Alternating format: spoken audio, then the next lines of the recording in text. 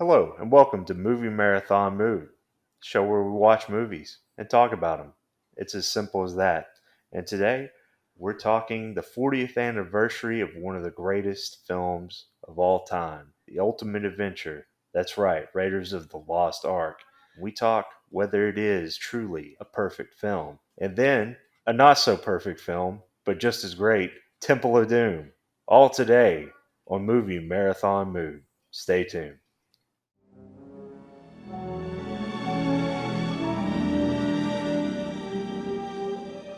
For nearly 3,000 years, man has searched for the lost Ark of the Covenant. The Bible speaks of the Ark leveling mountains and laying waste to entire regions.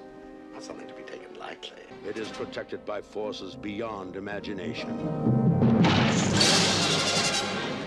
It is desired above all treasures on earth by those who are good, Trust me. and those who are evil. I'll tell you everything. Yes, sir. I know you will. Raiders of the Lost Ark.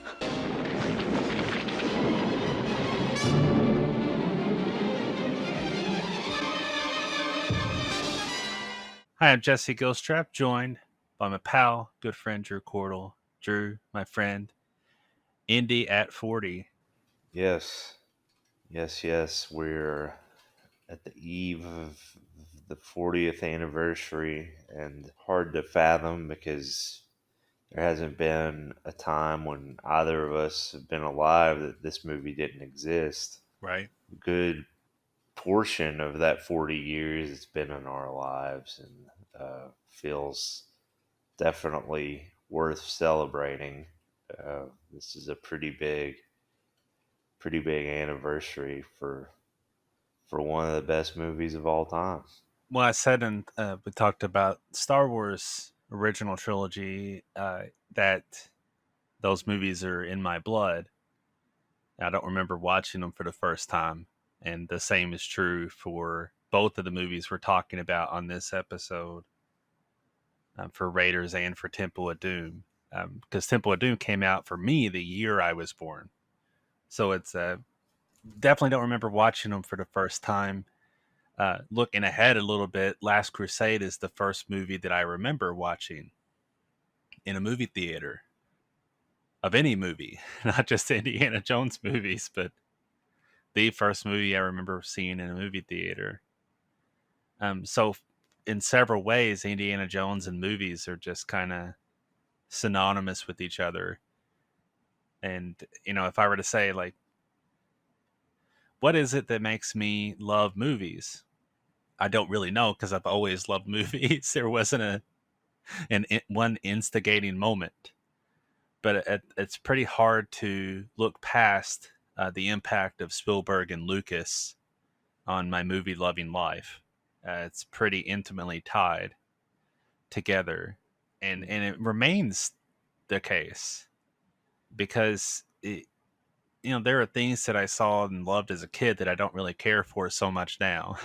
you know, but when I look back on uh, these movies, they've grown with me, and as I've become an adult and had more critical eyes and deepened the catalog of movies that I've seen, that these are still movies that I love. Raiders is, well, there's recently a social media trend of pick 5 perfect movies, and I'd seen it prior to you posting it, and I already knew that Raiders would have been one of mine. And then you posted on Twitter, and you had Raiders as one of yours, like 5 perfect movies. And the term "perfect" is obviously a relative term because Yeah, I don't believe any movie is truly perfect. Like, if you really want to get picky, you can find something with any movie. So perfect is a relative term. But on top of that, perfect, if you're going to say what is a perfect movie, I also get further uh, pickier from there because it's not necessarily to say just my favorite movies. It's to say movies that have kind of a singular tone, or Right. they have a structural sense that is very clear. And it's clear structure, clear tone. Those kinds of things are what I would define as perfect in some sense of that term. Raiders easily falls into that camp for me. It's kind of impossible to look past. And I also think about years ago, I was talking with a colleague who calls himself a movie person, and I'm not trying to say he isn't when I say he calls himself a movie person. But the thing is, he and I have talked about a lot of different types of movies, so I don't think it's a lie that he has interest outside of just the mainstream. And at the same time, he was giving high praise to the first Avengers movie, the 2012 Right. Avengers movie.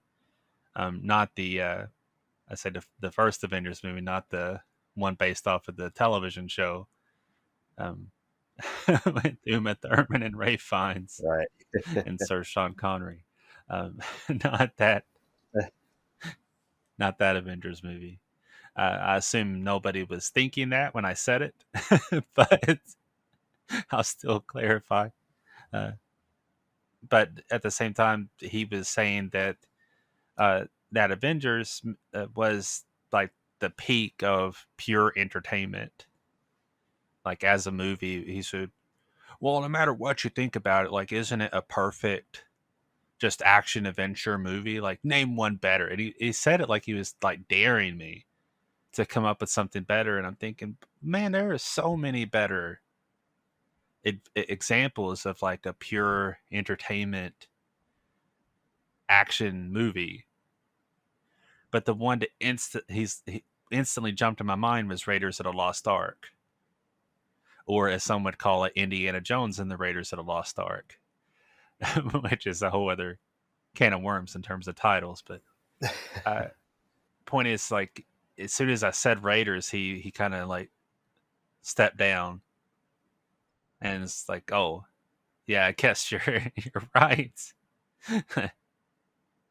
That's a pretty great movie and a pretty great example of just like pure entertainment. It's one of those movies that I think that people take for granted because it's just been ingrained in culture and ingrained in your mind as a fan of it, even that it's just one of the best movies of all time. And it's easy to be like, oh, it's pretty good, it's pretty great. But then, like with a lot of things you were talking about, that sometimes you things from you youth that you think are really good when you're younger, then you go back and watch it and it's not quite as good, or maybe not even good at all.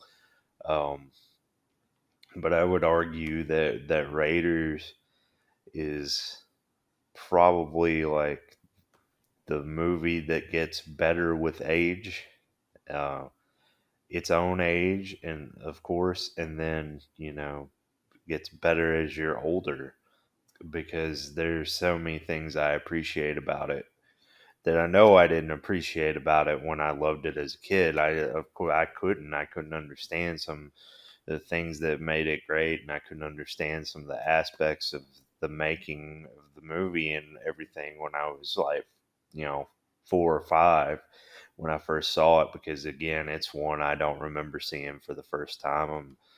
I'm right there with you on that. Like really all three of them, because I was too young to see Last Crusade in theaters, but that's the first one that came out when I was alive. But I, saw it on the TV video multiple times. But like this trilogy, it's ingrained in me as well. But Raiders is the one that that is just kind of beyond any kind of reproach.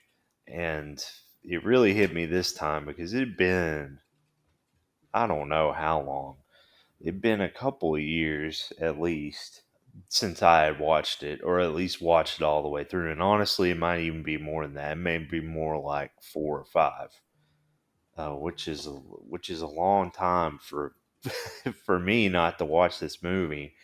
But to go back and watch it again after a little bit of breathing room, it really hit me just how good it is, and just kind of blew me away all over again. And I kind of tried to go in with a critical mind because there's no telling how many times I've seen this, like just from the pure standpoint of enjoying it and going back. And not that I didn't enjoy watching it this time, because I did, but I kind of had like a mental checklist of like really kind of testing like whether this is a perfect movie or not. And it's like, had all these kind of narrative checklists, kind of the aesthetic checklist, and the editing, the cinematography, music, just all those kind of things. Yeah. Then the story itself, like the beats and setups and payoffs and characters, and it was like you could put a check mark by every single one, because this movie just really nails every aspect of what it goes for. And to me, that's what a perfect movie is. And I agree with your definition of it as well. And really, they're kind of go hand in hand. But I feel like if a movie accomplishes everything that the story needs, that it hits kind of all these marks, that that the story either builds up or needs to sell certain parts of the story. And then when you add on the aesthetic nature of it being perfect as well, being, great, it's you have, a perfect recipe. And like when, that's a very short list. I'm pretty picky about it too. I could probably it was a struggle for me to come up with 5.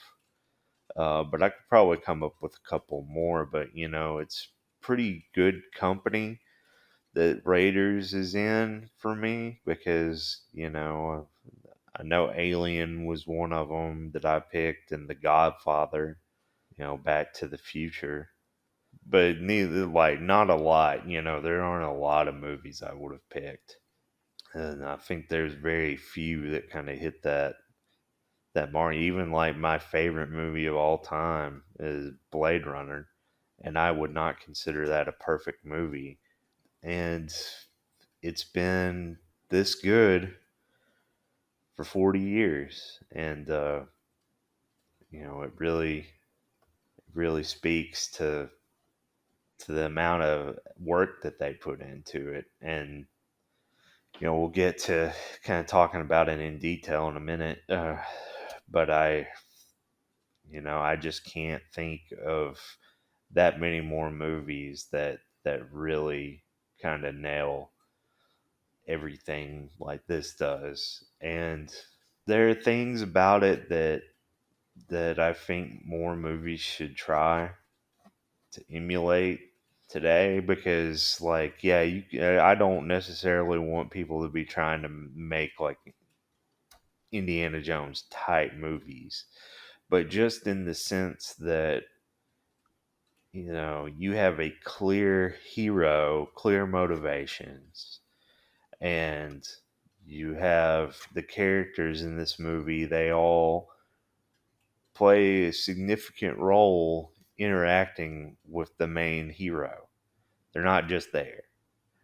And the most significant part, and we'll get to this later, to me, is you have a villain who is not just evil, who is not just the bad guy, but who is actually like the antithesis to your hero.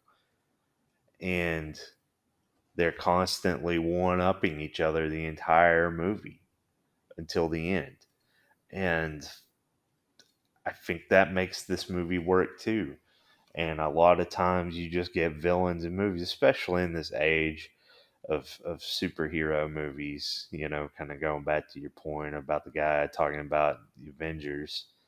And and I'm not saying there aren't good superhero movies, because I definitely enjoy them. I think they can be good, and I think they can be great. But they've kind of just become so commonplace that you know, it's almost the only kind of movie we get now. That's not true, but it feels that way. And I feel like a lot of times the villains, they're just the villain because they're the villain. And in a way, of course, they're established comic book character or whatever, they're the villain. Okay. But if you can't make it make sense why they're interacting with the hero the way they are, you don't have me engaged. And most of these movies that come out really kind of fall in that ballpark of not hooking me on that. And like some of them do it so well that they, uh, you know, end up being great movies. Dark Knight trilogy, really, I think all of them could fall in that category. But they're different beast altogether anyway, from what I'm talking about. But you can do that with a comic book character. But my point is, like, most of them don't. People need to kind of stop just looking at the cookie cutter and kind of look to movies like Raiders that have these things done so well and kind of apply it to what they want to do today. But really, it's not even just the villain. You could look at it for almost anything in Raiders, and I think you would have a good blueprint for what to do. Speaking of movies I enjoyed as a kid, well, I haven't actually seen it as an adult. I just assumed that I would. I've seen bits and enough parts that I don't think I would like it as much. How about Mr. Paul Freeman, who's terrific in this movie Right. and who you've been alluding to? um, how about him as another villain, Ivan Ooze? Well, that's the second best villain of all time. Yeah, it blew my mind when I realized that was the same actor that that played Baylock. When I was younger, of course, I have seen the Power Rangers movie in my adult years, and it was it was not the best experience, but I still had fun watching it. Um, but yeah, crazy, crazy difference. He had fun with it, though. I'll say that. Oh yeah. When I say him as Ivan Ooze, I'm not disparaging of him. Right. So much as I'm saying the movie itself, I don't know how much I want to check that out again as an adult. Um, it's fine with kid colored eyes, Right. remembering what it, what I enjoyed about it then. But even so, just talking about Raiders of the Lost Ark as a perfect movie, or just as a great movie in general, without having to use the word perfect. um, eh, the opening sequence, like there's a lot that's always made about opening scenes and grabbing the attention. And I randomly I was thinking about Tropic Thunder as an example of what I'm about to say, which is that movie Tropic Thunder is hilarious all the way through to me. I think it's a great movie. I wouldn't trade it for, like, I think it's a terrific film. Love watching it. lots of brilliant moments, but it peaks in the beginning. Right. The absolute peak and the funniest part to me is in the trailers in the beginning. Right. And that's fine. And like I said, the movie itself is still very good, so that's fine for what that's worth. But it's also disappointing if you're like following a metric, like, oh, it never reached that high again. Raiders of the Lost Ark has such a phenomenal opening that just builds off of itself. Right. Obviously, it like introduces Indy in a brilliant way. It establishes him very quickly as kind of a mythic size character almost, Yeah. and you get to know him as more human as the movie goes on. But in the very, very beginning, it kind of establishes him as this larger than life figure. And it helps that Alfred Molina is such a rat. Yeah. I always loved him in the opening of the film, and love him in general.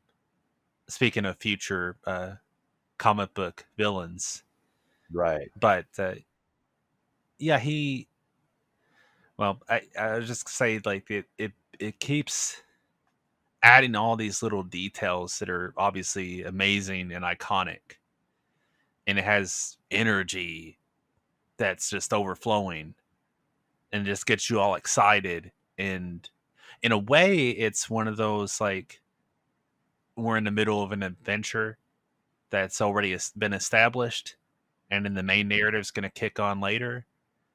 But one of the ways that Raiders is brilliant is that the main villain is already there too. Right. So, like you were hinting at earlier, like they're constantly one upping each other. Indy, they're they're they're having this back and forth uh, throughout of who's ahead, one moment to the next kind of thing, and that's established in the opening. But even beyond just that relationship, the hero villain relationship, you just have an exciting, iconic opening sequence. And I'm hesitant to say what the peak of the movie is. Yeah. I don't really know what the peak is, but what I'm driving at is that the movie never lets off the gas. No. It continues to hold your attention, but also to uh, have new iconic images and new terrific sequences. It never becomes disappointing or lesser than what you've seen before. Uh, all the way up to the climax, which is iconic in its own way, in its own horrifying to parents kind of way.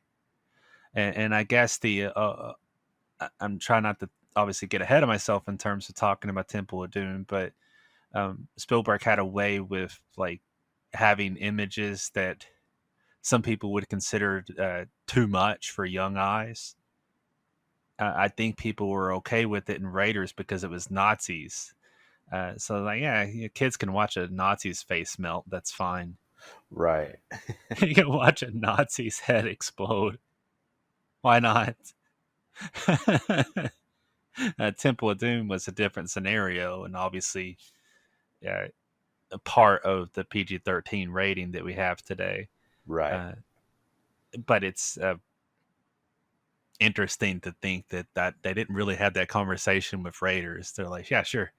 The guy's face melts and he's gargling on his melting flesh and blood. It's fine. Yeah. It's fine. But that's such a like wild climax to the movie. In terms of just the visual nature of it, it's not even to talk about like the character beat and the narrative arc, so to Right. speak, the narrative arc of Raiders of the Lost Ark. But that's a high wire act to do what they do in this movie, and thread that needle all the way through. But it's obvious enough that Lucas, of course, was very involved with the movie and had a story, and just like Star Wars, there's this pastiche sensibility, reflective of serialized storytelling from the past that he grew up with and enjoyed.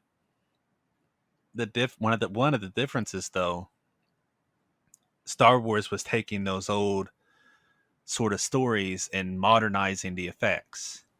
Right. And while Raiders is certainly impeccably crafted, they did not bother trying to make it look like modern effects. No. It's intentionally heightened and not realistic, not meaning to be realistic, Right. not needing to be realistic. And at the same time, there is a postmodern sensibility too beneath it, but it's not to do with the modernization of the style so much as it's an awareness of itself and having a character that is willing to be beaten up and that isn't always right. And we get to see him have a dramatic sense throughout, and that's what I was also building towards in terms of like talking about the narrative arc and the character arc uh, leading up to the climax, which is this guy who had a bit of greed and chasing that fortune and glory, also has a moment of knowing when to shut his eyes. That's an interesting switch and a Right. interesting turn for the character. I really appreciate the way that the movie is every bit that just fun, wild ride, but it's also caring about its characters. Because there's so many movies that have like taken what they call the Indiana Jones template, but they're usually just the pastiche or just the old style sensibility, fun sense of adventure kind of thing. Which I'm not saying that's a bad thing when done right, but like a lot of emulators, if you take something and people emulate it, it's usually missing a key thing that made the first thing special. And in this case, it's that sense of awareness and that sense of character. That's very important. Right. And Harrison Ford is absolutely brilliant as the title character. I say the title character; it's not the original title. the title that they later gave it.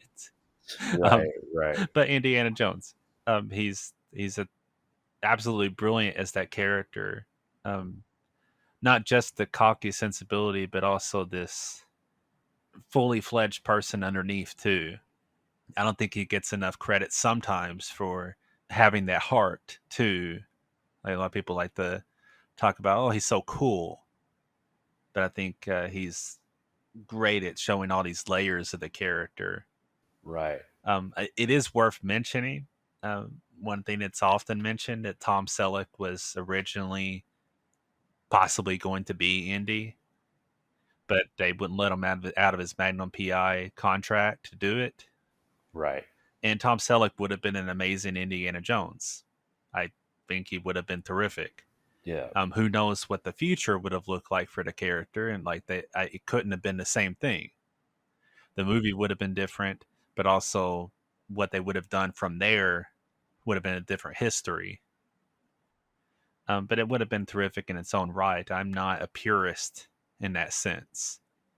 And not to look too far ahead, but when people talk about like Harrison Ford is the only Indiana Jones, I'm not saying that they should reboot Indiana Jones down the line, because I love Harrison Ford as Indiana Jones. Like he is the character, right? But having said that, he's not the only person that's even played the character in our lifetime. Right. And there have been other people that have played the character quite well, including in The Last Crusade, but also on the TV show. It's not. It's not that Indiana Jones is James Bond, which is obviously another one of those things that people commonly know in terms of trivia, that Spielberg said to Lucas he wanted to make a James Bond movie, and Lucas was like, I got something better. And then they gave him the idea for Indiana Jones, and was able to make a stamp that's stronger than just doing a Bond movie. But I do think that even if Indy isn't exactly Bond, like, it doesn't have to be one set type of thing. Having said that, boy, is that iconography difficult to get past too. And on top of that, nothing has topped Raiders of the Lost Ark. Right. And not to say that that should be the end of our conversation, and we shouldn't talk about other Indiana Jones properties or anything else. Like, no, yeah, it's over. Just Raiders. Because I love the rest of it in its own way, and we'll talk about it. But like, Raiders is a really top-notch, perfect template, and that includes Harrison Ford as Indy. But one of the things that I love about the movie is just the characters all throughout, and just little details that make the movie really click. It's obviously they have the iconic action beats and sequences, and I'm not trying to skip over them because we can get to talk about how brilliant they are in their own way. But I love the little detail moments. I've always thought that the bad dates moment was pretty perfect as just a beat in the movie. I love the way that Paul Freeman, he has that sadness when Marion gets thrown down with Indy and the snakes. He's really upset that they would try to hurt her. And the way that Ronald Lacey, who's amazing in this movie, Yeah. and he walks away cackling when they're shutting Indy and Marion down with the snakes. Just the casual way that he's almost like in a world all to his own, right? Like, he walks away just kind of cackling. Like, he's not laughing with anybody. He's just like enjoying the sadism. And then when like Indy has the bazooka and is threatening to like blow up everyone in the Ark, Ronald Lacey takes a seat on the rocks in the background. He's just like, go ahead, guys, get over your little tiff, your little nonsense, and then we can finally carry on after this. Like, he's just had enough. Possibly the actor, Ronald Lacey, possibly he was just tired and needed to take a seat, but it ends up being a great character moment in the background. And I'll just mention this too, and I'll pass it on to you as just a detail that I love. There's that moment where Ronald Lacey steps in and he takes out what you think is going to be Yeah. something to strangle Marion or whip her, and he ends Right. up like, oh, it's a coat hanger. That moment was first in 1941. Steven Spielberg made 1941 before Raiders, and that moment happens in 1941 by a Nazi as well. But 1941 didn't work as a movie and wasn't successful, and I think Spielberg had to, like, in the back of his mind, like, we're gonna make this work. We're gonna make it. It's gonna get a laugh. This is too good of a moment. This is way too good. We're gonna get this coat hanger gag in a movie, and it's gonna work. And of course, it's in Raiders of the Lost Ark, and it's awesome, and it is funny. yeah, there's just an interesting detail that this movie is full of those little touches throughout, and it's full of people obviously caring about the product and caring about having fun as they were going to. And it makes a world of difference, that sense of personality. Yeah, the that moment in particular with the coat hanger is really great. Ronald Lacey, Tote, is just a really fun henchman type character. I really enjoy his kind of sadism at Marion's bar, where of course, he kind of plays it where he's just going to ask her nicely for the medallion, but he ends up going the torture route pretty quick, where he grabs the irons by the fire. He's like, your fire is dying here, making small talk as he's getting it hot. And of course, she's gonna be complicit now, and he doesn't care. He's already kind of in the mode, and I love that, the little, like, almost twinkle in his eye. I really love that whole sequence is great, from kind of establishing Indian Marion's troubled past. And Karen Allen's just great.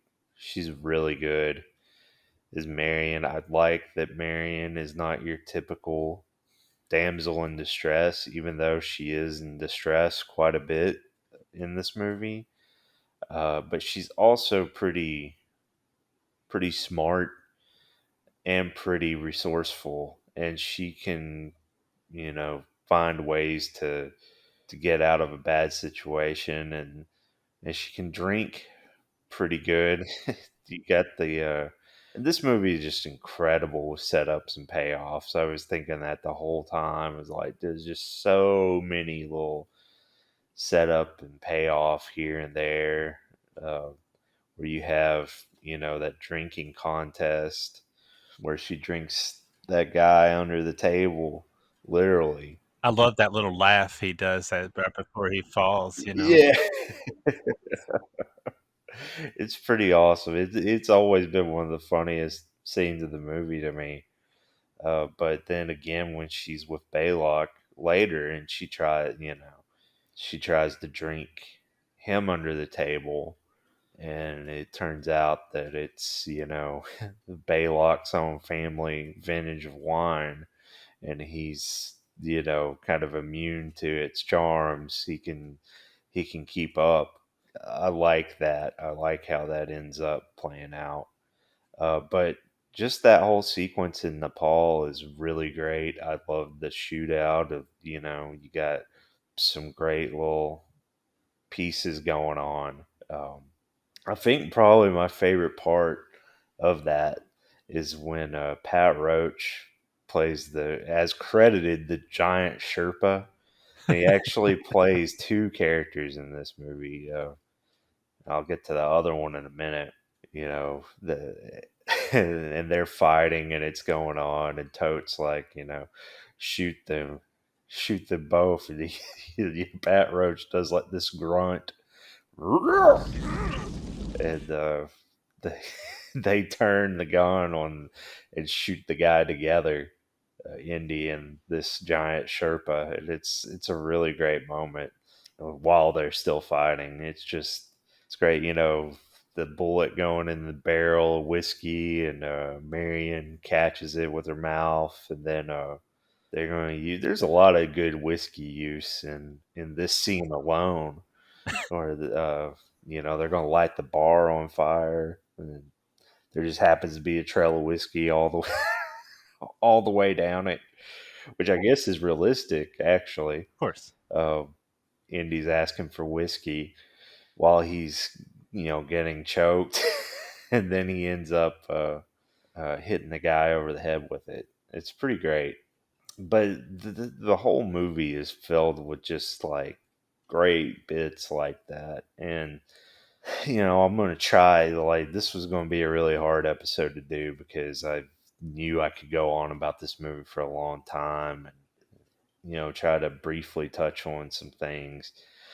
Again, the opening scene that would you've already talked about, it's just amazing. And like from the Paramount logo transitioning to the mountain to just the kind of the music and build up of the mood, watching them through the jungle and during the opening credits. That first shot of Indy is iconic. Like you said, it's almost mythic the way he's even introduced. Going through that temple, the music, the build up with the music, and John Williams, of course, we've talked about it during Star Wars, the Star Wars series we just did, particularly when we got to the original trilogy, but like just the hot streak he was on there in the 70s and 80s, and this this is probably one of his best, and I've been saying that a lot, but no, this is for sure. The next one he does too, or there may have been one between, but the next Spielberg movie he did too was one of his best as well with E.T. The next year, but this was just every beat that it needs to hit, it hits. Like when it needs to be adventurous and you need the Raiders March or just great hero theme, and he delivers. When you need kind of a more romantic theme between Indy and Marion, it delivers. When you got the big action going on and need a little intensity, it's there. And then in these moments when you're trying to build up suspense, it also delivers. And I just love the music when he does the switch with the idol. Makes that scene almost unbearable with tension, despite having seen it, you know, countless times. No, for sure, that opening is, we're going to talk about the other movies, and I enjoy the other openings, and I think they're all fun, and I think that they, all have things that make them pretty good. But none of them come close to this. This is easily the best opening. I mean, it's the best movie. That's not going to end the conversation, like you said. But like almost in every point, I'm going to say Raiders is better than these far and away, despite the fact that I'm going to give a couple of them probably the same rating. It's almost like tell two cities with the ratings though, because Raiders is just on that other level, and the adventure in this movie is perfect. I love just so many different beats and so many different action bits. And I talk about Pat Roach again, like that fight scene where he's the German mechanic, and Indy tries to get him to look at his shoe and hits him. It's like he hurts himself more hitting the guy, and then just the fight itself is pretty awesome, and just some great stunt work in this movie in general. I love this little fight. For me, the movie is like on just pure adrenaline from that moment that they get in the resting place of the Ark on, because it's just because you've had a little bit of room to breathe in between there a little bit, even though there's still a lot that's been going on. But once they seal Indy and Marion in there, it's just nonstop. I love that fight scene when they get out, and of course the way it ends is just awesome. But the truck chase, it's in the top five chase scenes of any movie, and maybe I'd even put it at one. It's just so good, and like some people might be like, "Oh, it's not very fast." you don't really get what makes a chase scene a chase scene then, or what makes it good. I love the intensity of Indy trying to get into this truck and having to really struggle and scrape to get control of it first off, and then he gets shot in the arm, and then you got this guy, the German that climbs out and actually is able to get in there and beat up Indy and throw him out, and then you have the whole bit with Indy having to scale down the truck and then put the whip and go under it and then come all the way back around and get back in there. And like, it should be noted, Harrison Ford definitely didn't do all of his stunts. Vic Armstrong was his double, and we'll touch on him a little bit more with Temple of Doom because he did a lot more for Harrison in Temple of Doom for other reasons, because Harrison got hurt. Harrison did a lot of his stunts in Raiders, and talk about some amazing stunt work there, uh, with the whip under the truck, just so great, and dangerous, but just very cool. And then you got the bit with that guy trying to do the same thing that Indy did, um, to get back out of the truck, and then he just falls off and immediately gets flattened by the truck. Just a really, really great scene, and the movie is just filled with those.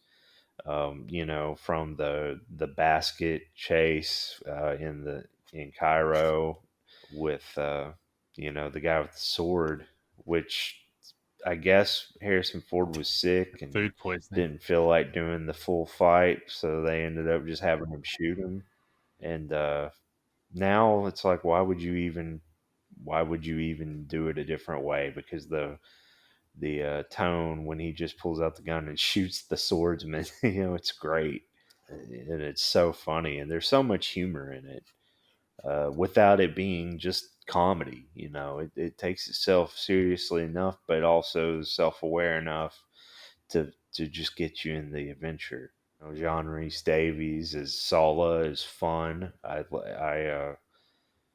You believe him as Indy's friend and loyal companion. I enjoy their back and forth, and I also enjoy some of his more like bumbling traits, like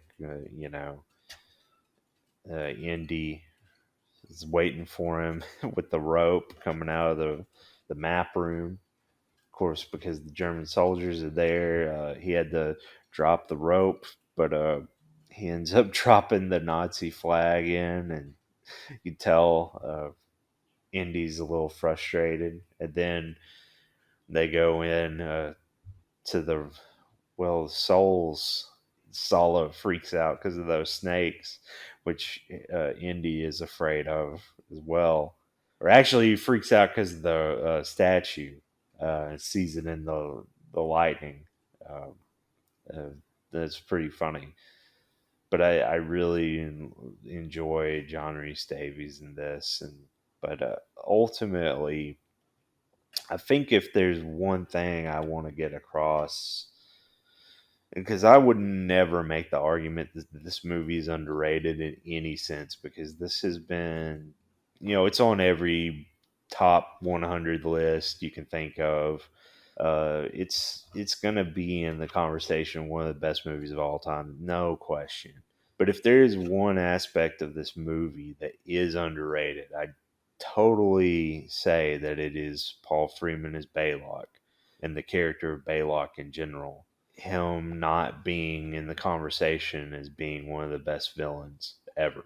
And I think that not only is he like the perfect antithesis to Indy, in that he's going to do, Indy will go get his hands dirty and then put in the work, but Baylock's not going to do that. But he's going to have other people do. He's going to watch Indy do it, and then double cross or have someone, double cross him and just take it from him instead.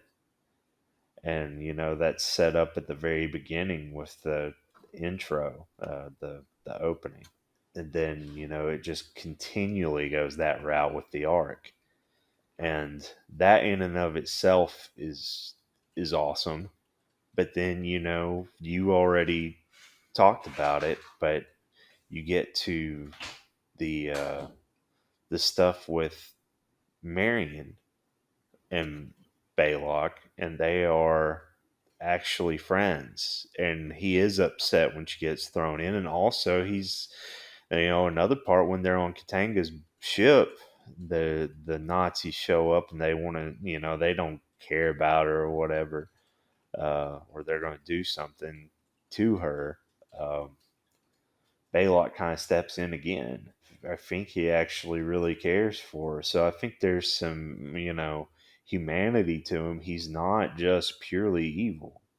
And another important fact that we have to talk, like we talking about Harrison, Indy is like the perfect hero, like a great hero. He just scrapes and always trying to accomplish his goal, no matter what. But like Baylock beats him. Like without the intervention of the Ark, Baylock would have won this movie. And that is one thing that I think gets overlooked, because when he gives that speech about the Ark, you can see Indy just give up because he knows that Baylock's right, because he appeals to the archaeologist in him and he has that nailed down. And I love that about this movie. I love that Baylock actually kind of wins at the end of the day. It's this back and forth of who's going to get the arc, or who's going to one up each other, and ultimately Baylock kind of takes the lead there. But then they open the arc and his head explodes. So things don't turn out so great for him. But I enjoy that aspect of it, and I think that it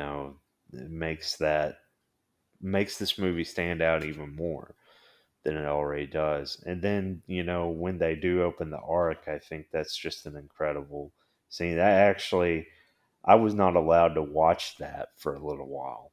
Uh, I was told to be like Indiana Jones and close my eyes during that scene. So actually, the imagination of what was going on was actually way worse than what was, because I was terrified of that scene for however long it was before I actually saw it. It wasn't too long, but I remember like just hearing them screaming and stuff, especially Ronald Lacey's scream, and just thinking like, what is going on? Uh, and what it does have, it is pretty grotesque, but it's like in my mind it was even worse. Uh, so like I almost had nightmares about stuff that I hadn't even seen. So that kind of gets to the whole thing. I don't want to waste too much time on this because I think it's really dumb. But um, people point out like, oh, Indiana Jones didn't matter because the Ark would have killed him anyway. Well, here's the thing, though. Would the Nazis have even found the Ark without Indiana Jones? I mean, I don't know. I don't think so. Because they use him to find Marion, for one, or to find Abner Ravenwood.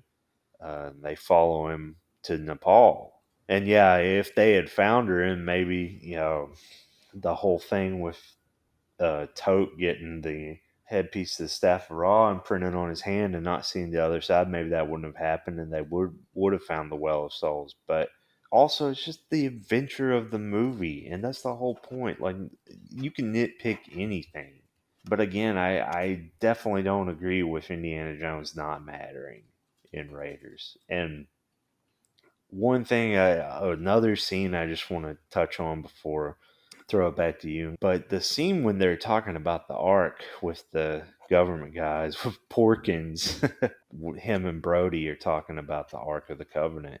I think it's one of the best setup scenes in a movie because they do such a good job of writing Indy to know what's going on and him having knowledge of what's going on and how they sell the whole plot of the movie. And I love that, and I love the end.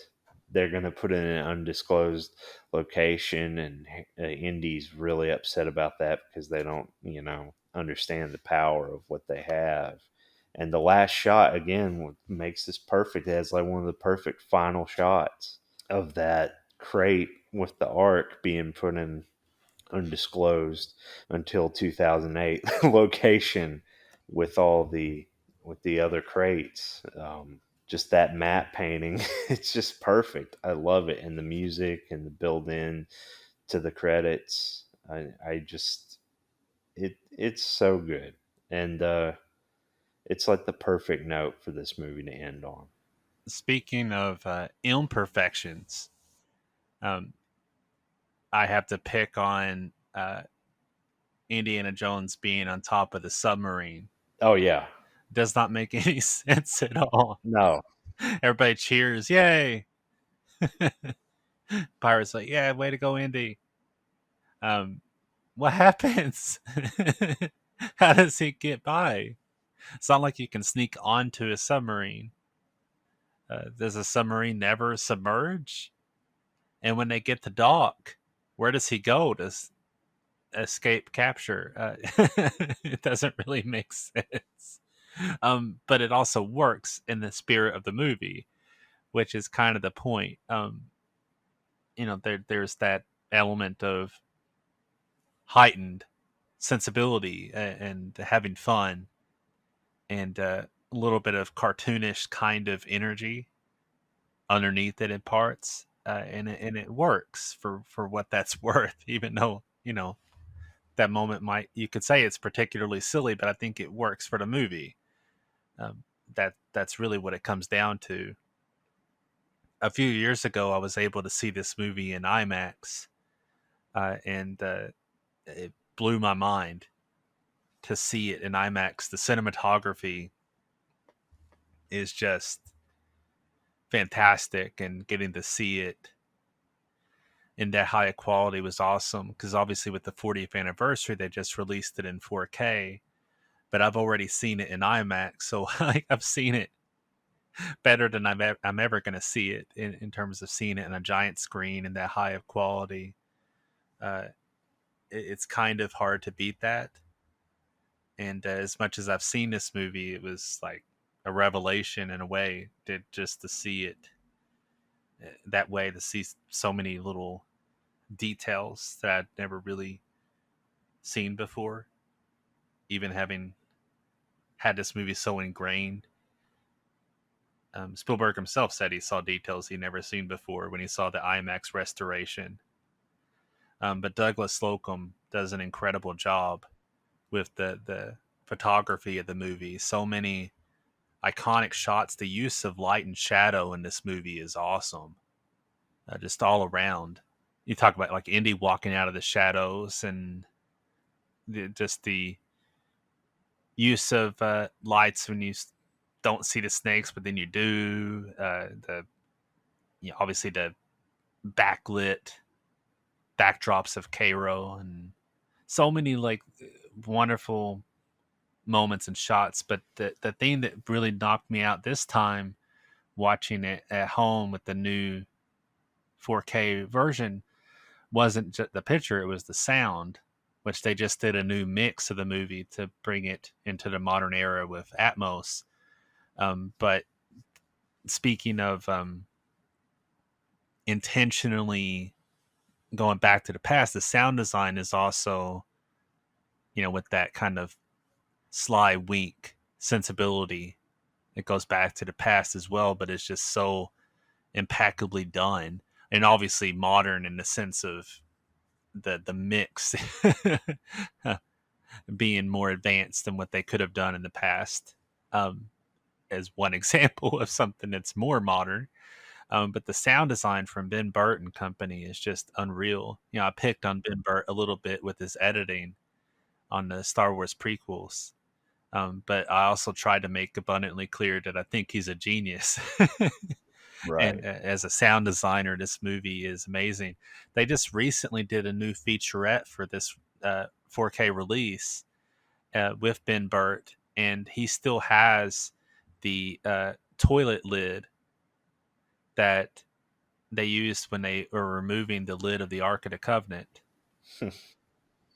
I think that's hilarious. It was like his own toilet lid, and he's kept it all these years, 40 plus years since they started doing the sound on the movie.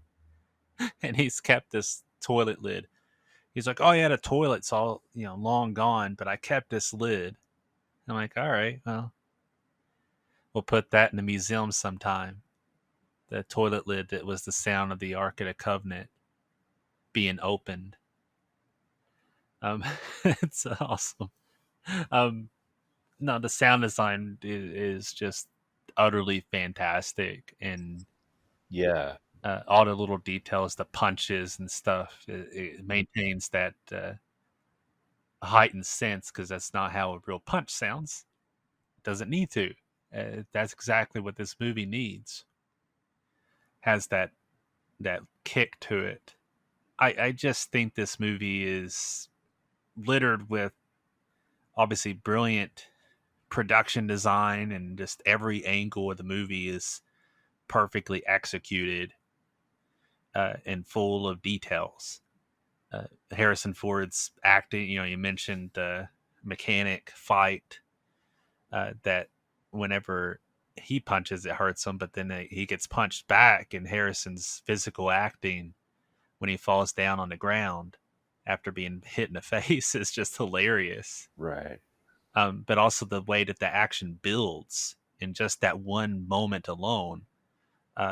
Obviously, it goes from action sequence to action sequence, but that one scene alone with the fight, and then Marion's trapped in a plane, and she starts shooting the Nazis with the gun when they're starting to approach, but then it starts a fire, and it's just one moment to the next, and perfectly paced in terms of all the way up to them actually escaping. Fun moments throughout, and I say fun moments like getting hit with a propeller Right. and blood splatter. Yay! But really, like it's not just those moments; it's also the way they all come together. Like having the master shot where Indy and Marion are escaping, or like finally get Marion out of the plane just as the fire is approaching. Right. You have those shots that establish all these pieces that have been building the narrow escape of it. It's important that all those things kind of work in synchronicity with each other. Um, Spielberg is one of the best action directors ever, and that could start to move us into Temple of Doom conversation. um, but just in Raiders of the Lost Ark alone, like this movie is just a perfectly well-oiled machine, but it's also the important aspect of character, and that's what makes this movie the perfect solid B grade that it is. No, yeah, it's an A plus. It's one of my favorite movies of all time, and it's hard to beat. Yeah, I echo that A plus because I forgot to give mine. But yes, it's definitely A plus, and if I could give it two pluses, I would. It's like this is about as high as you can get in terms of what a movie can be, and it definitely is one of the best movies I've ever seen. Well, that leads us into the next movie, which officially began with Indiana Jones and was added later to Raiders of the Lost Ark, but Right. now we're actually in official Indiana Jones and the Temple of Doom. If adventure has a name, it must be Indiana Jones.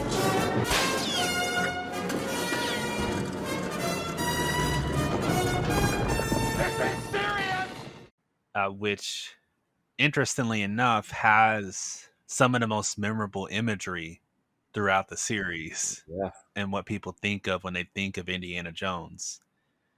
It's a movie that's often been lampooned or been referenced as a lesser movie in so many ways, but at the same time, its iconography is used frequently. Yeah.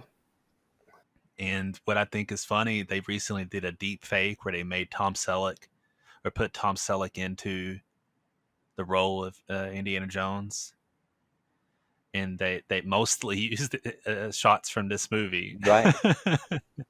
And I'm like, well, I guess that's what you think of when you think of Indiana Jones. Fair enough.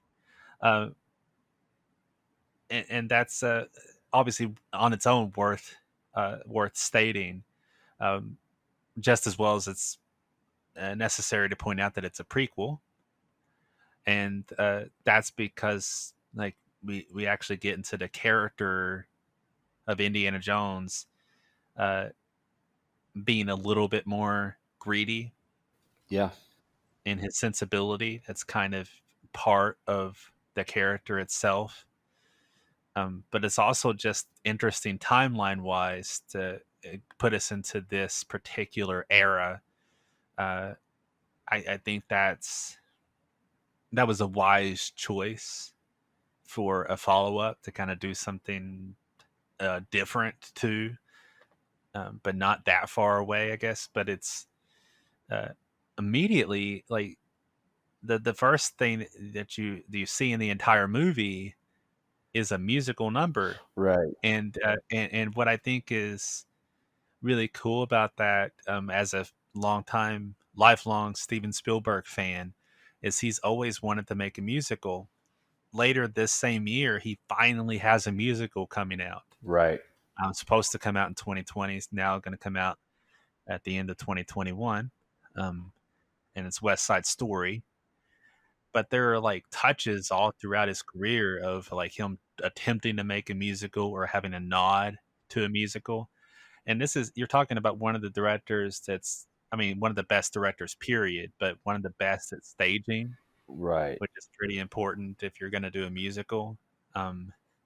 There are, things that I think kind of touched that direction in 1941, and Hook was originally going to be a musical Right. and Yeah. still looks like a musical. Has some musical moments, but it's not a musical, but it's still very theatrical and stagey in its production design and style. But it's this is actually a musical number that opens Temple of Doom, all the way up to the fact that it's not just that they sing a song. It's that it's a full blown number where they go into musical fantasy, and they're no longer just on the stage that's there in Club Obi-Wan. They're actually in a larger space with sparkling, lights and everything all around. There's actually exaggerated stuff that's like nothing else you see in the rest of Indiana Jones. Which I just have to believe is like Spielberg, like, we're going to do this. We're going to go all out and make a full blown musical number and really, I guess, put people in a different headspace than they probably expected for an Indiana Jones movie to start. That's a director in full control right there. A director that has the gall to say, you know what, anything goes. This is what we're going to do. But I think it's such a fun start to the movie. And obviously after that as well, with the great villain. And in this case, we really do have a sequence that doesn't effectively matter for the rest of the movie.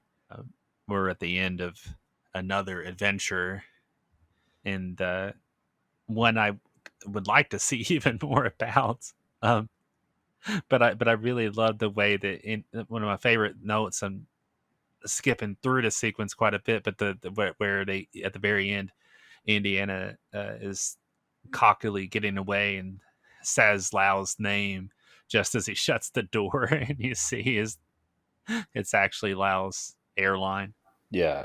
that he's on. That's such a hilarious detail, and there once again, Temple of Doom is littered with details. I mentioned that in Raiders, and Temple of Doom is no exception in terms of fun touches, but it's also different in many ways. But it's different in the sense that it's kind of more pure, more purely just this adventure movie, and the villains are just villains. And I don't say that to denigrate them whatsoever. Like I said, I'd like to see even more of Lau, but when we actually get into the Temple of Doom, I don't think there's much else that could be more iconic than that in terms of a scary place to be for our heroes to finally find themselves in a place where hearts can be ripped from your chest and you'd still be alive, and your heart could catch on fire along with your body too. um, and that's one of the things that I'd have to mention is Mola Ram. I don't know how you pronounce his name, but Amrish Puri, who is apparently what was a big Bollywood actor and legendary villain in Bollywood cinema. And I don't know how Spielberg himself necessarily stumbled onto him, but boy, is he terrific in this movie. Like, holy cow.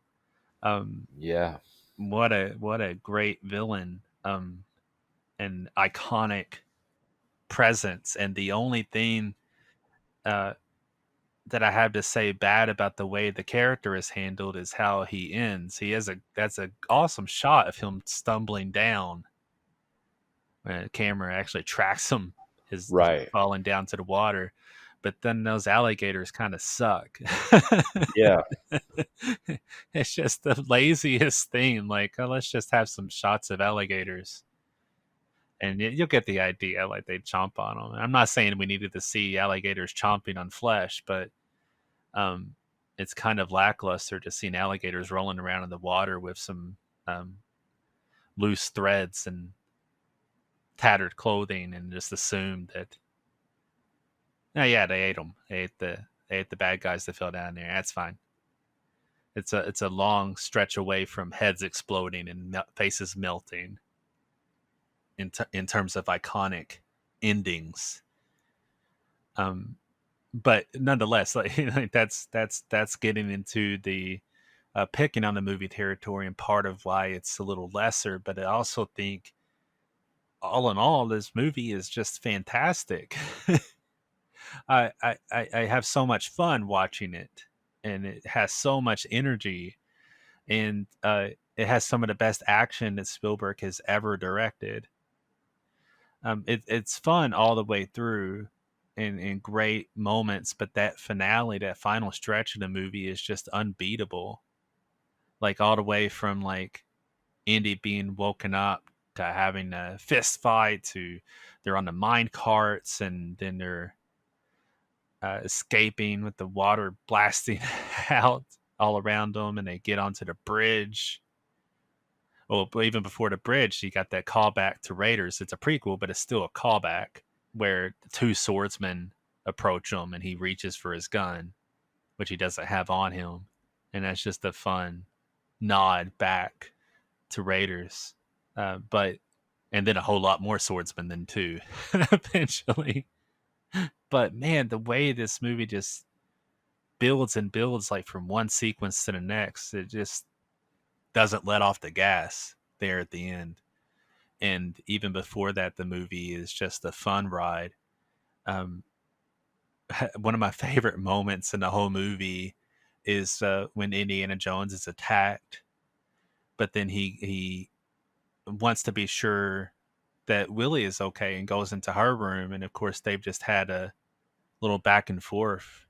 She initially thinks that oh yeah, it's about to happen. We're about to get it on. And then he's like looking around like he doesn't see her. And of course, he's just looking to see if somebody's hiding or going to attack. But then she's like, I'm right here. Because he's just looking all around her. Like, nobody's here. I just think that's so hilarious, all the way up to him technically grabbing the breast of the statue, push in and see the hidden space back there. That is kind of interesting when you think, like, why is it booby trapped? I guess they really hide that Temple of Doom. Like, if you want to find that Temple of Doom, then you have to get through all these traps. But it is fun, that whole sequence as well, up to like Short Round leaning up against the wall and starting that whole chain of events with the spikes coming out, the ceiling and the floor, and really not wanting to reach in with the all the bugs everywhere, of course. And I feel like that has to be mentioned too, is a lot of people will talk about, like, as far as like what is the weakness of Temple of Doom.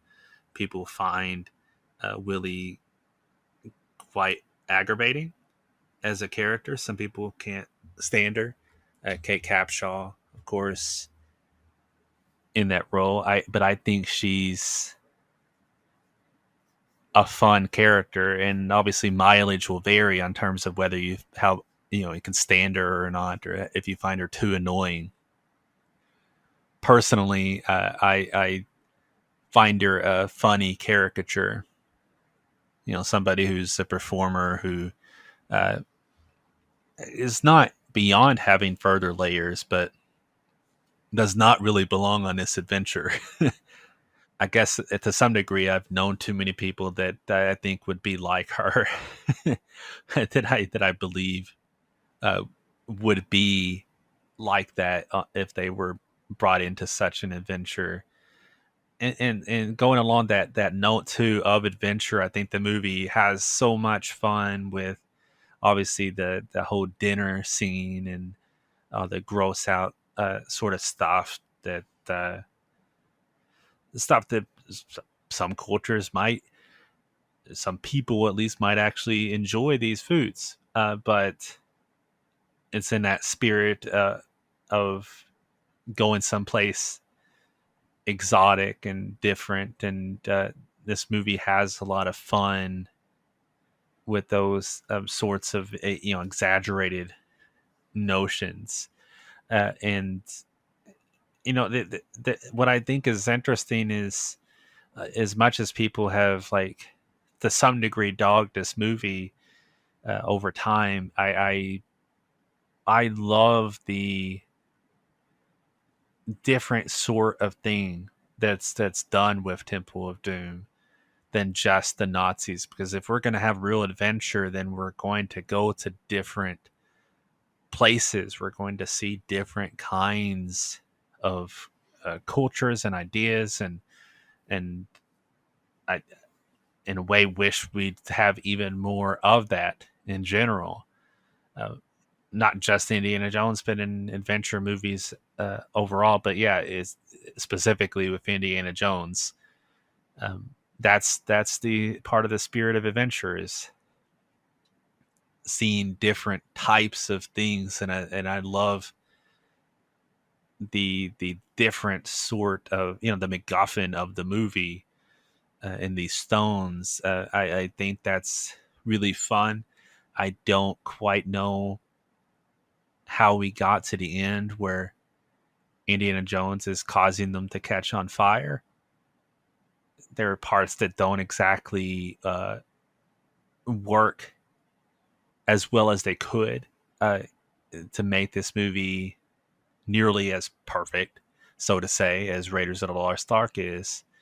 But I nonetheless, I'll just go ahead and say, I feel like Temple of Doom is my second favorite Indiana Jones movie. I think it's fantastic and it's so much fun and deserves a lot more credit than it's sometimes given. Well, I'm right there with you on like its ranking, because it's definitely my second favorite too. But it's also probably the movie I've watched in the series the most in my adulthood, and probably the one I watched the least in my childhood.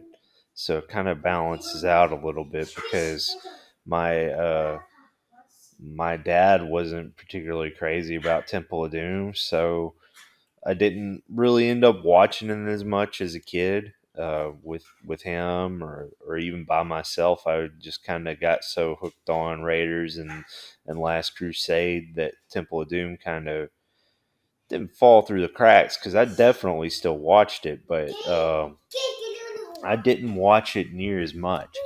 And I kind of found like later on like how much I enjoyed it. Kind of in my late teens and early 20s that I just really really like watching it, so I've ended up watching it so much, and maybe you could almost say it's my favorite one to watch now, but I would not argue at all that I like it better than Raiders though. But it is definitely like my second favorite. Another bold claim is that like to throw out there is that like I love Star Wars. We've talked about it, but as a franchise, I honestly like Indiana Jones more. And I think it's just because part of it's the character. I love Indiana Jones, but part of it is like just the kind of old fashioned adventure is just something I really, really love. And the iconic stuff from this movie is some of the most iconic things for me, things I think of. Even going to the Drew Struzan, and we didn't mention him in Raiders, but man, Drew Struzan is just a great poster artist in general.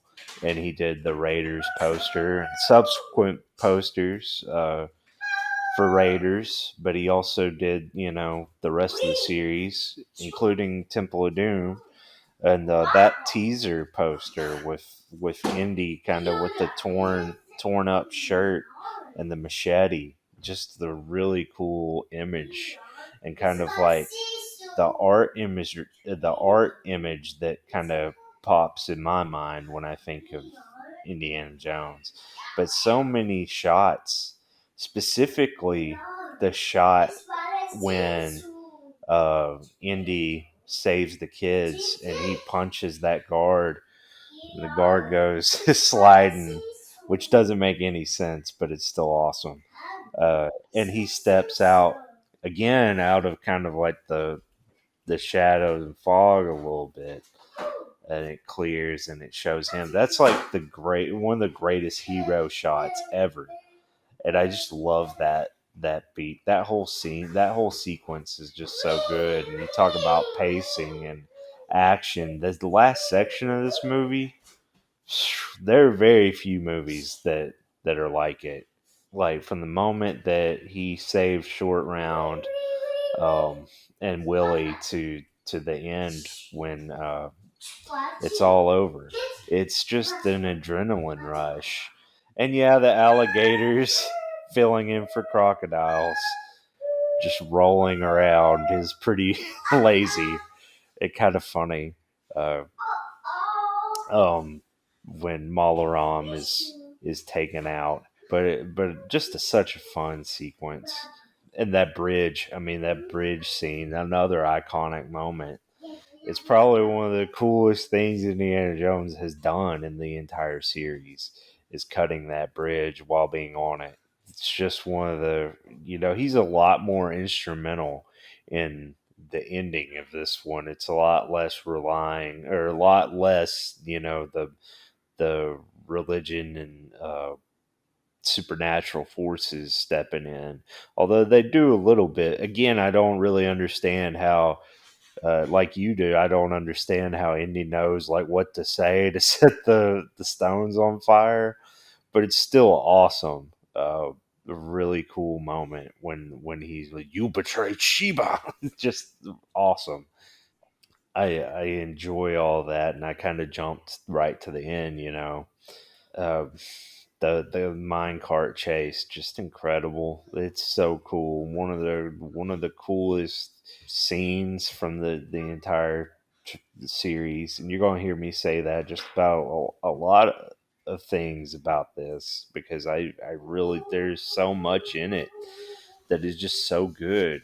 And as ridiculous it is when they knock that water tower over, and it's just an endless flood somehow contained in a water tower, but it's still awesome. It's again, you're willing to throw logic away. You're supposed to because this is just kind of these adventure serials. Now it doesn't completely do it in a sense that you can't believe anything, but it does it in a way that you can suspend your disbelief, and that's what you do for these movies. These are pure escapism entertainment, and this in particular, and it just excels at that. And Spielberg has the pacing nailed down, and it's just so almost effortless. It seems that way. Now, this is Spielberg's least favorite of I'm not sure how he feels about Crystal Skull, but I know like prior to its release, he was on record saying that Temple of Doom was his least favorite. And I can understand that. It's not really like when you see like all the stuff going on in the dark subject matter. And this one is we've I do think that the darkness is kind of again like we were talking about like with Revenge of the Sith and Empire Strikes Back, the dark one, the darkest one, and it's not necessarily that dark. And I think that's also true here, but there is a little more darkness in this than those other movies, but there's just so much humor they threw in to balance it out. And I think Spielberg is responsible for that for sure. Because I think he did think they were going a little too dark and decided to throw in a lot of humor. Not that some of it may have not already been in the script, but I do know for a fact that he added a lot, and it worked out. There's some really funny scenes. I love Short Round, not just his comic relief, which he is, and he's very funny too. He's very funny, ha ha ha. But no, he's a he's a great character too. I can't pronounce his name, but everybody knows who he is. Played Data in the Goonies as well. Just a really really good child actor, and you really believe him in him as going with Indy on these adventures. But I just love their kind of camaraderie and their banner and their poker games. I love the history they seem to have together. Indy saved him. He talks a little bit about that and get a little bit of backstory, but he's kind of taken him in and just got like a little partner in crime, sort of. And I enjoy him in this movie. But one of the things that I think is very Spielberg in the darkness is when Indy is kind of in that trance and in the Kali Ma, the black sleep of the Kali Ma, and he wakes up or Short Round's like telling him like, Indy, I love you, wake up. And he burns him and wakes him up. And I love just before the action starts, like Indy's still kind of going with the act, but then he kind of gives Short Round that look, and I just love how that plays out. But the heart and soul, I think, of the movie and just of that scene is after they've kind of dealt with the guards and Temple and getting Willie out, but they put each other's hats back on and kind of have that moment of friendship.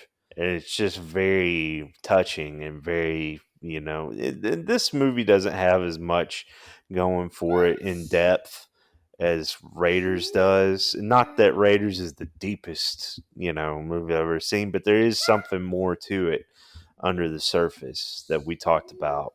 But Temple of Doom still has that. And I think that gets overlooked a lot when people just want to talk about like someone's heart getting ripped out, or the, the cult, the thuggy cult, and the, dark set and all that. And yes, there is a little bit of darkness in this, and it is a little intense at times. And I do think the darkest moments are when Indiana Jones is under the influence of that, because it's the hero kind of turning and hurting a child. And yeah, that's pretty tough, but I think there's enough to balance it out. I don't think this movie is like tonally incorrect. I think they have just the right amount of darkness and just the right amount of levity and humor to balance it out, and it works out tremendously. I can kind of see why a lot of people don't like Willie, um, or not as crazy about her when it comes to, I guess, the Jones girls, if we're going to call them that. Go with the Bond thing a little bit, but I think it's a little different. But I actually really like Willie and really enjoy the like contrast of her in Indiana Jones, like the fact that she doesn't belong on this adventure at all, that she doesn't, that she's like, completely fish out of water, completely out of her element. Um, I think Kate Capshaw does a good job, and she kind of hated playing this character in a way, not completely, because this is how she met Spielberg, and they ended up being together, and still together, as far as I know. Uh, Last I checked, I'm assuming they're still together, but anyway, together for a long time, regardless. Um, but I really like the way she plays Willie, even though she may have not enjoyed the character, being the character, because she is kind of more of a damsel in distress. Definitely more so than Marion was in Raiders.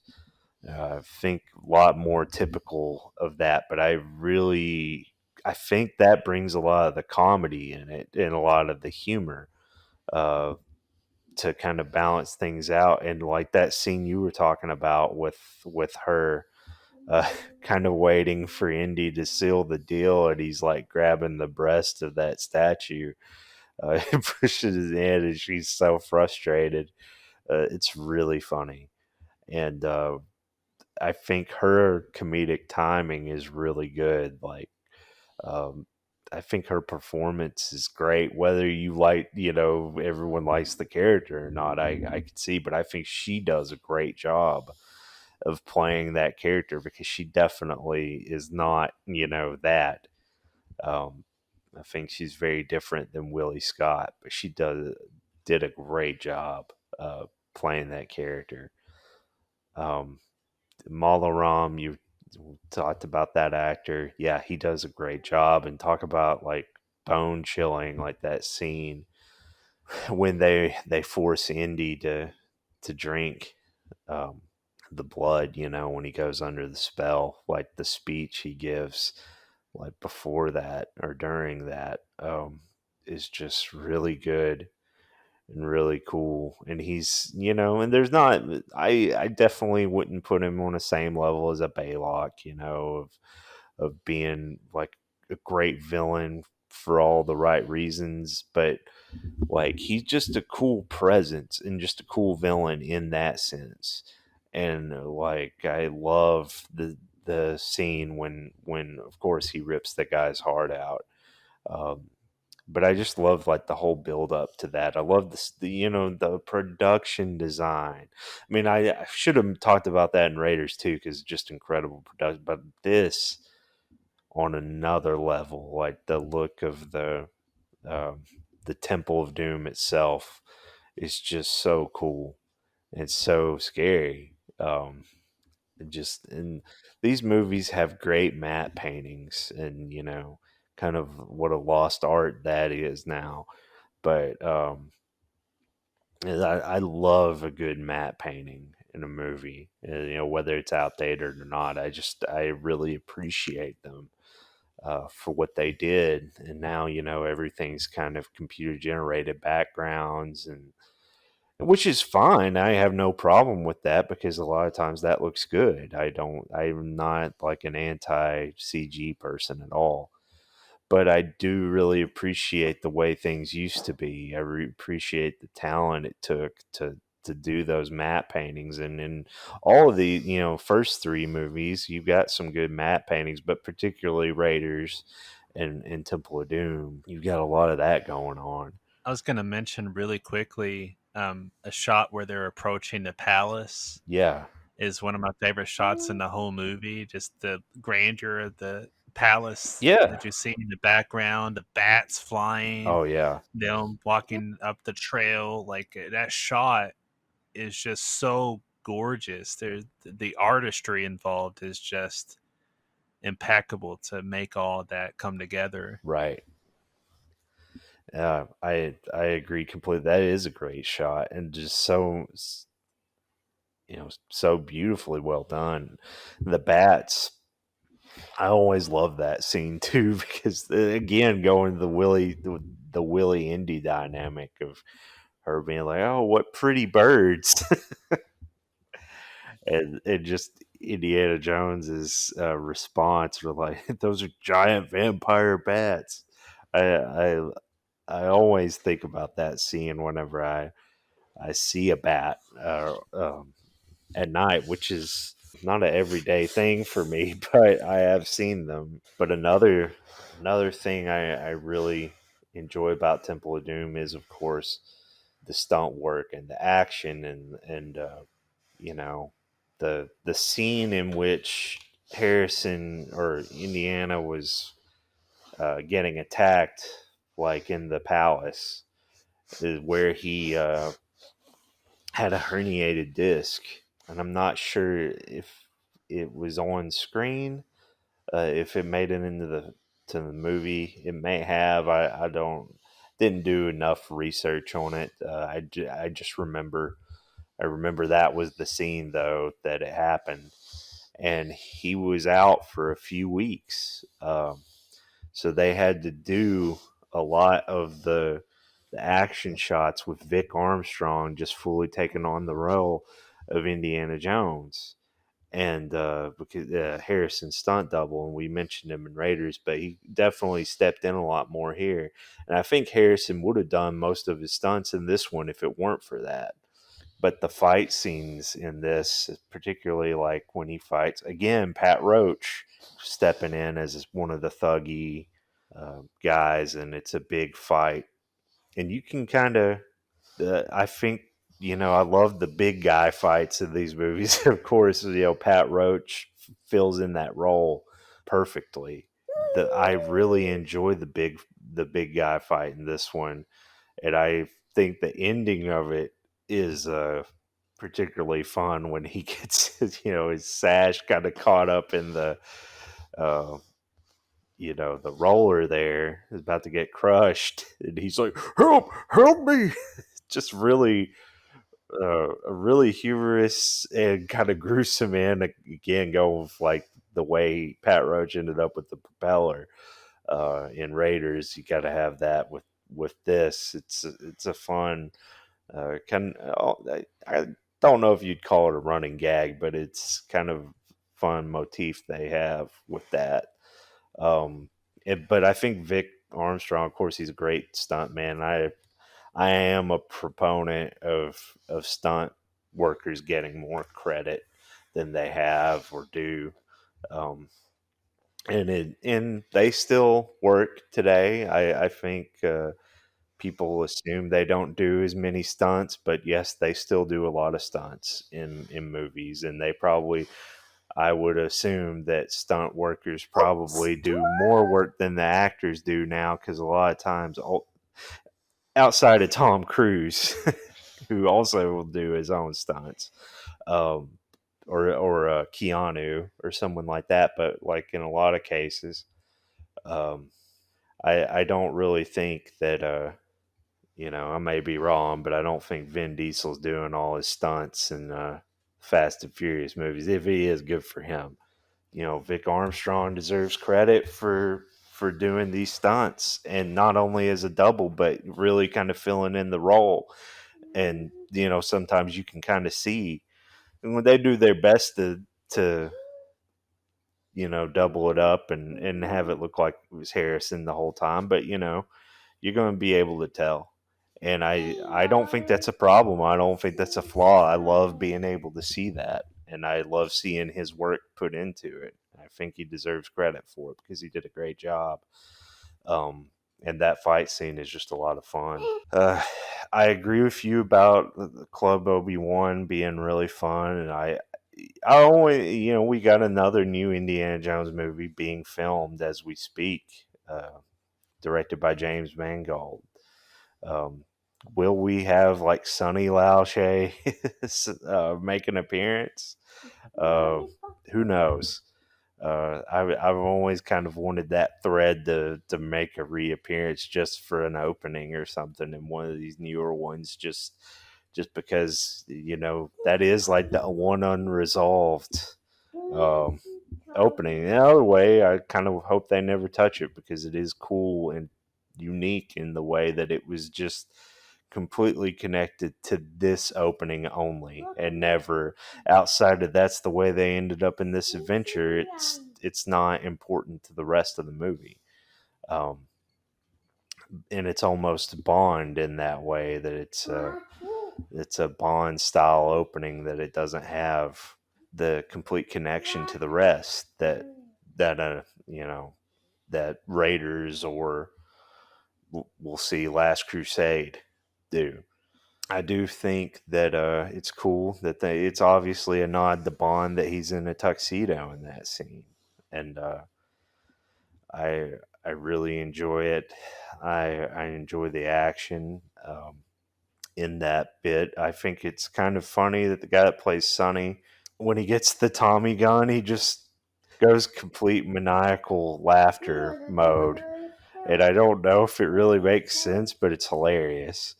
And I love like when Indiana Jones is running along with that gong. Uh, he's just shooting maniacally. It's so funny. I have to mention, I also really enjoy Anything Goes as a musical number and as the opening. And I also love that transition from the Paramount logo to the mountain on the gong. It's just it's really cool. I love the Paramount transitions in all of these movies. Um, it's just a nice solid running theme going on with these movies. But Temple of Doom to me is just like pure entertainment. It like to again address the guy that thought Avengers is the best form of pure entertainment, pure action entertainment. You could even throw Temple of Doom at him and win the argument easily. Uh, because this is just like the perfect. I mean, there's so many Spielberg movies anyway that you could have used. Honestly, you went with the best one for sure, for that. Um, for like an adventure movie, but like you could use really any of these Indiana Jones movies, I think, and win that argument. But and yes, even that one to anyone listening, because you'll see we like that one when we get to the next episode. But but no, I really enjoy this movie. To talk about John Williams for a second before I kind of wrap up is this score. I was talking about his Raiders score being great. This one's great too. It has so much uh, going for it, and like the different themes, and like the theme for the children, the slave, the freedom. I love those little themes. Just kind of has a majestic tone to it, and I think that it works really well, um, and gives this one a grand feeling. Because I do think this one is, if anything, it does try to up the scale a little bit. And whether you agree that it's better or not, I don't think anybody really thinks Temple of Doom's better. But I do think it is a little bit, more grandiose, and the music definitely reflects that, and kind of boosts that in a way. That definitely kind of puts this one over the top for me, as well, with the music. But just so much went into this one too, and it's an A+ for me. And again, I don't just because I'm giving it the same rating as Raiders doesn't mean that I think it's as good or better. But it definitely hits the marks for what I want in entertainment and an adventure. And some ways it has its flaws for sure, but I still like just come out completely enthralled and enjoy it every time, and it doesn't ever get old to me. I'll throw out there another funny moment to me whenever they're kind of camped out in the jungle, and Willie's getting irritated at her elephant. Well, first of all, that pouring the perfume on the elephant and having the elephant get irritated and wash her off, and wash the perfume off. That's hilarious. But then whenever she thinks it's the elephant, it's actually a snake, and Indy freaks out. The one moment, of course, where Indy freaks out because it's a snake. Yeah. But will you knock it off? And she just tosses the snake aside and never realizes that it's a giant snake. That's hilarious. Yeah, that's a great gag. Whenever they fly, I don't know why the Lauche airline flies as far as they do. I don't know if they were trying to get somewhere specific. We still got to travel across the country, across China, before we jump out of the plane. Yeah, I was thinking about that too. I don't know why they needed to, but regardless of which, whenever they are like cackling to themselves as they sneak past the Indian company sleep, it's just really funny. Like that's a very cartoonish thing. And like as they're like walking past them and they jump out. Again, wherever they were going themselves. I wonder where exactly they landed, but regardless of which, the escape from there and the realization of the empty cockpit, and then Willie's like, "Do you know how to fly? No, do you?" That whole exchange, and then jumping out with the inflatable raft. It's obviously absurd, but I think, in my opinion, in the best kind of way. It's just really fun seeing them as the raft is inflating, and then, of course, sliding down and then thinking they're fine, and then falling some more. That whole bit, it's just that kind of ride of a movie. It just constantly has that ebb and flow, but I do think that it peaks. Like I talked about, like the movie Raiders of the Lost Ark has a fantastic opening that you think, how could they possibly go on from here? You have to live up to that standard, but it does. It like continues to have those high points all throughout. Whereas Temple of Doom doesn't have that same, in my opinion, the same control over its high points. No. And on that note, as far as tone, when you have that amazing dark moment of ripping a guy's heart out, and you're like, holy cow, how are we going to escape this nightmarish sequence, and then ultimately the villain's dispatched a little too easily, or it feels, too easy, or too confusing, again, about Indy and his chanting. But like that's ultimately where the movie loses me a step, because it just kind of ends. And like, yeah, it's, oh, he saved all the children. That feels too easy in a way. Like, hey, they're here and they're all fine, and yay, and the village is saved, and the villain's gone, and like, it doesn't come together in a climactic beat in quite the best way. And to me, that's one of the downfalls in the movie. Like, I love the whole ending stretch of the film, like as far as the action and the build, like it's so great, so iconic. It's Spielberg at its peak. But in terms of dramatically, it doesn't quite come together in the way that I want it to. Overall, I love the movie, and it fits into like stuff that I love. It's excellent in its own way, but I give it an A minus. It's my second favorite indie film, but it definitely isn't quite in that same bar that Raiders is. I'd let it sit there as an A minus. Having said that, next time we meet, we'll be talking about the next two Indiana Jones movies.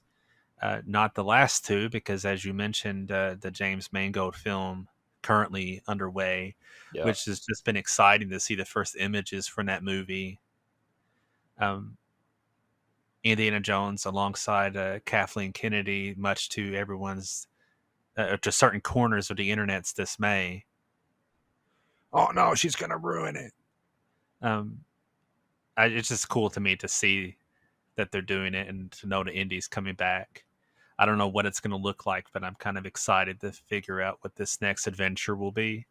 Yeah. To see the stunt man wearing the Indiana Jones mask, the Harrison Ford mask, Right. that was kind of wild. It makes sense, obviously, too, in terms of helping. Let's see what might eventually look like, or what the stunt actually is, and so on. But I briefly, I'll mention this too, just as a fun little thing. I talked to you about this before we started. Just that really fun behind the scenes moment that is really bad quality. I wish that Spielberg would go from his private collection and actually give us the full quality version of this, especially now. But to see like Barbra Streisand whipping Indiana Jones, whipping Harrison Ford in a dominatrix outfit, and Carrie Fisher rushing in to save him, and Irvin Kershner coming in to chastise everyone, including Spielberg. It's just a really hilarious thing that exists online, but in a terrible quality. I think that would be a cool thing to actually see um, in its full quality. Like, come on, Steven. Like, we have the 4K version of these movies. Let's see Right. if it is not 4K, to see some quality version of this. It's hilarious, though, even just seeing it at all. Is even if he doesn't care for this movie now, I think that it's obvious that everyone was having a good time, Yeah. and that carries over. I'm looking forward to talking about the first movie I remember watching in a movie theater next time, Yeah. and then to also get into Crystal Skull territory, which reminds me that Dan Aykroyd was in Temple of Doom Right. in a moment that always kind of makes me stop for a second. Like, oh crap, it's Dan Aykroyd for some reason, and then he's gone. Yeah. Sounding like C-3PO for some reason. Yeah. Aren't you Willie Scott, the famous American vocalist? He should have been in Crystal Skull, if only they knew they were going to do it. Oh yeah. Um, They should have just replaced Ray Winstone with Dan Aykroyd. Why not? Why they should have just flat out brought him back? I mean, it's not like Yeah. anybody would have been like, "Oh no, he was that character in Temple of Doom. There's no reason he should be this other guy." Nobody cares. It's fine. But yeah, no, I'm looking forward to our next episode when next we meet, my friend. Yes, indeed. Same here. And thanks everyone for tuning in. See you on the next adventure here on Movie Marathon Mood.